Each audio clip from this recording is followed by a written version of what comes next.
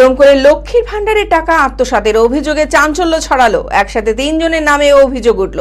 সরকারি প্রকল্পের সুবিধাভোগীদের নামে একাধিক ভুয়ো অ্যাকাউন্ট তৈরি করে দীর্ঘদিন ধরে লক্ষ্মীর ভান্ডারের টাকা আত্মসাৎ করেছে অভিযুক্ত 3 জন ব্যক্তি।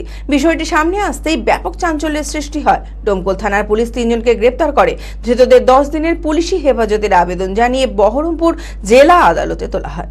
মানসিক স্বাস্থ্যের জন্য সবার আগে যে নামটি মনে ভেসে ওঠে, সুস্থ মনের ঠিকানা মনোবীক্ষণ।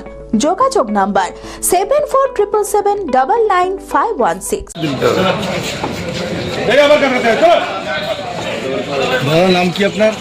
আপনি কোথায় চাকরি করতেন? ডোমকল ভিডিও অফিসে? ডোমকল ভিডিও অফিসে স্টাফ আপনি? বাড়ি কোথায়? ওইদিকে ভিতর ঢোকা।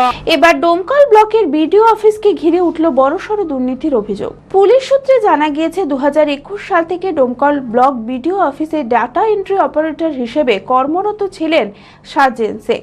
তার বাড়ি জোরগাছায়। তদন্তে উঠে আসে মিজানুর রহমান তার বাড়ি লস্করপুর এবং আলী কাদের ওরফে নিউটন তার বাড়ি মানিকনগর এলাকায়।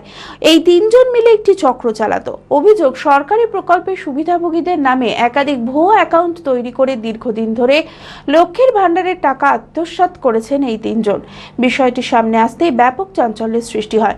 ডোমকল থানার পুলিশ 3 জনকে গ্রেপ্তার করে। ধৃতদের 10 দিনের পুলিশ হেফাজতের আবেদন জানিয়ে বহরমপুর জেলা জজ আদালতে তোলা হয়। আমি আমার ফেভারিট, আমার মতো আর কেউ? চঞ্চলতা তার কথায় কথায় জীবনে মিশে রঙ ভরায়, চুপি সারে মনে সে সাদে সবাইকে পাগল করে, পাগল করে। আমারই মতো আমার নিজের পতাকা। पता का चा गजब का शाद।